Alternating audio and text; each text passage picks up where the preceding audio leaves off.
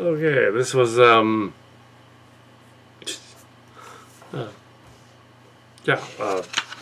Kal Kat the Calicaster, and this is episode 2 of the Book of Boba Fett, the Tribes of Tatooine. Technically, it's the Tribe of Tatooine because it's just the Tuscan Raiders, but they mentioned some of the other ones offhandedly. But mainly, it's flashbacks to the Tuscan Raiders. The other characters they do have an appearance by the Hutt twins. I guess the cousins of the other Hutts. I guess from the show, even though they were going to pretend like the cartoon show didn't happen. I guess they're from that. I don't know where they came from. So the Tuscan Raiders story, yeah, he goes. They go on a quest to attack the spice train. An old west kind of thing. You're gonna go fight your train. You're gonna wrestle some horses to go rob a train. That sounds very old west. Trip their speeder bikes, and the train is a rocket train that goes along the ground. The speeder bikes float in the air. The props are well done. They look like the movie props. So that's cool. But yeah, so they did that right, and also they fixed some of the glasses, so they don't look exactly like the G1 ones. I guess this is the guy who played the Boba Fett character in I think it is from the prequels from 20 years ago. So they got that guy. They didn't get the original one. I think he died. So they got that guy from the prequels. Yeah, this was directed by Steph Green, and this one is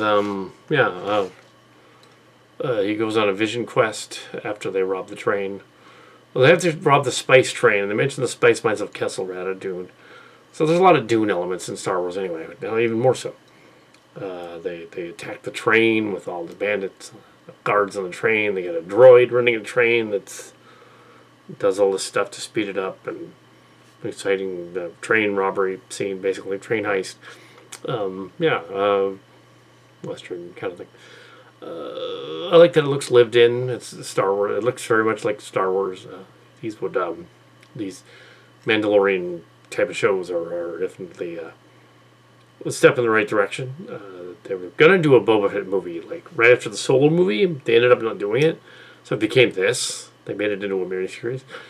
It was gonna have the guy that did Josh Trank, but apparently he Fantastic Four sucked, so they got rid of the guy, and then they got rid of him, and so they ended up not using him.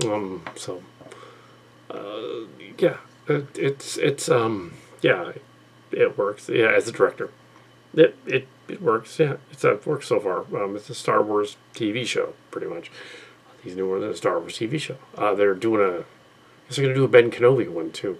They got the guy who played Ian McGregor from the prequels again. Yeah, I don't know how that's gonna work, but because we already know what happens to him in the first Star Wars movie in '77. So. At least with Boba Fett, that's after Jedi. So it's like, probably it would be best for them to just say it's another Kenobi. They're just having him look like him. Probably the best thing to do. Like they do with the Jabba the Hutt twins. Jabba twins, the cousins. Try to take back the Mos Eisley thing. So we have yeah, so the assassin is dragged into the mayor's office, and the mayor's this alien slug thing. His head is long, which means that his other head is probably long like that too. It's possible. That's why he's the mayor, because he's literally hung like a giant slug dinosaur horse thing.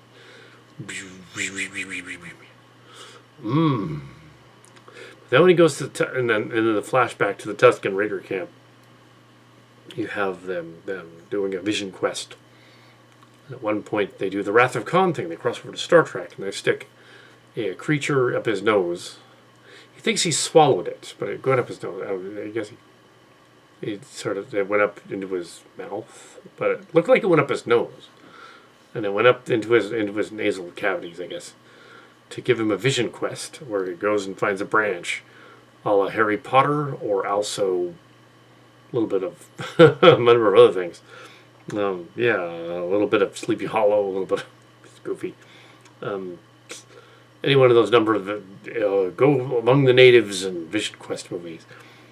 Usually would be peyote buttons or something, or shrooms, magic shrooms or something, and then they would come back and they would be given the robes and everything, and then they had to fashion their own bow staff, which is right out of Taekwondo class in the 90s. Minus the drugs. There were no drugs. We did you're very similar. We did a scene like that earlier in the martial arts class at Junction 1 many years ago. We went up into the mountains and carved our own bow staffs, not bongs, like a joint thing. And bong, they call them bong. It's Korean for stick. Well, so yeah, carve our own bow staffs. Carve your own bow staff. Come down, stick. Come down with your own stick. Carved stick. It's kind of what they did here. And I'm assuming that ancient groups of the world did that. Martial arts people did that. Interesting. The fight sequences are obviously some use of stuntman. I mean, the guy's like got to be pushing 70 at this point. But yeah, so yeah, it seems well done. It's interesting that actually he's probably 60. I could look it up, but I'm not gonna. He's probably the same age as Neo from the Matrix sequel, maybe a little older. And like even he does the choreography better. I don't know who did the choreography on the new Matrix 4, but they don't know what they're doing. They could get Favreau and them to do the choreography. They do a better job. Favreau does. With the Star Wars version, because yeah, you figure okay, he's an older guy, but we don't need to make it look really obvious there's a stunt double in there and he can't really do much. Just so you can mask that and show like the panoramas. Had a lot of close-ups of fists and things going because you don't have enough. Yeah, the guy doesn't look like he used to. I did see a curiosity today though. The episode was good, but I did see the curiosity today though of a crazy man out in front of Lucky store, supermarket, dressed like Neo, and he had the glasses and everything, and he's doing like Tai Chi moves and stuff. And I said, well, if you are Neo, I am Agent Smith. I walked on. But no, yeah, nothing happened. But so, anyway, that was bizarre. Yeah, except yeah, I wonder what he was fighting. He's fighting the air. Yeah, bow staff. In Korean, it's called bong. Bong sai is bow staff training. Yes. Shadiversity had looked into nunchucks about 6 months ago and made fun of nunchuckles, the Japanese tied sticks together, nunchucks, and yeah, those are. He said they were a useless weapon. Bow staff, stick is better. Yes, the stick is better. Short stick is good too. Short staff, tombong, short staff is better. Yeah, nunchucks, they tend to hit you more than you hit the bad guy. I've used them, they don't. No, they tend to hit me more than the bad guy. Years ago, the master years ago, she says, she handed me a bow staff and said, no, don't use those, use this. You extend your reach so you won't hit yourself. I'll find a way though. Keep hitting myself in the foot. Yeah. Found a way to hit myself. Anyway, so yeah. Well, yes. That was many years ago. Anyway, so I didn't do any stunt choreography in Star Wars or anything like that. I'm not saying that. I'm saying that I did martial arts training for almost 20 years. Anyway, yeah, as you can probably tell from some of my other earlier videos. Yeah, well, this guy did something before. Yeah, yeah, did something before. Yeah, not so much anymore. Anyway, so Yeah, so I liked the fight choreography in the movie in the Star Wars, even though it was some of it was a little wonky, but not as bad as in Matrix 4, which was Warner Brothers. Yeah, Warner Brothers has a tendency to do that with their movies, though. They tend to, as of late, do that, as well as the it's DC. They have the same problem. It's like every time they do like a superhero movie in DC, they gotta darken it and make it look grayer, and put the hero and the villain in a stark contrast, and then just do a fight scene, and you can't tell what they're doing because the CG doesn't look that good. They're literally masking bad CG. It's like, why don't they just get two people that know how to fight and put them in the movie? It's not that hard. They don't they know somebody? I don't know, but yeah, or at least knows how to make it look good if you fake it. You see. You can make it look like you're hitting something and you're not. You know, you'll slap on the thing, or the slap on the thing.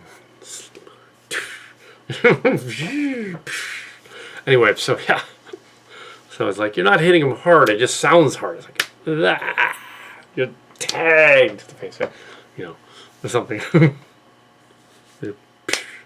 This is a good one. Looks like you're hitting them really hard. Oh, right in the face. It's like you didn't actually hit it at all. It's a slap. Anyway, so yeah. Mandalorian slap. And his bow staff looked kind of trippy and stuff. Of course, they took the lizard out of his head. So, in there all the time. So it was like a drone. But yeah, in Wrath of Khan, they had a lizard in a guy's head. Or a little bug. Little City Alpha 5 eel. Right? In Chekhov's ear. It was also in Terrell's ear. Which is where they got the Terrellians from, incidentally. Captain Terrell. They kept using the name over and over again for 5 different races in Star Trek. Also, we have an alien, and actually we have aliens from the train before I go. I have aliens from the train, looked like Darkrai from Distant Destinies. The alien train guys looked like the Darkrai. They literally looked like the Darkrai. Like, okay, Star Wars, you're ripping off my stuff. Oh well. Little guys. Yeah, there they are. Darkrai. Okay. I went by my stuff. So there's Kal Kat stuff in Star Wars. I didn't write it that way. They just do it. Yeah. Their head structure was a little off, though. I would say the makeup was a little odd on them, in that the faces should have been slightly bigger than normal, just to offset it. They did look strange. I would have done that a little differently than they did. Because a bug mask on a face looks better, a little bigger than the face, and it kind of looked smaller somehow. A bug thing. Smaller and longer, or, yeah. Just to make the mask fit. But, yeah. Anyway. Otherwise, something was off about that. They have to fix that. Anyway, so yeah. Oh yeah, there was a scene in he goes to the bar to steal the motorbikes, kind of like in Terminator. He steal the motorbikes. He faces off these thug aliens at one point, and they look like the alien from Enemy Mine, and a little bit they look across between the alien from. Oh, come on. They look like a cross between the alien from Enemy Mine and the alien from The Last Starfighter. And you know they must have seen it, because it was right there. I said, you know they must have seen it. They were fans. So Last Starfighter bad guys. You know they were fans. They had to be. Sci-fi fans, I guess, even if they try to rip off Doom again. So it's like, they're fans. They know. So this is kind of how to do a planet-based, thus far, sci-fi story on a desert planet, cowboy western thing. This is how to do it. So, yeah. Anyway, so,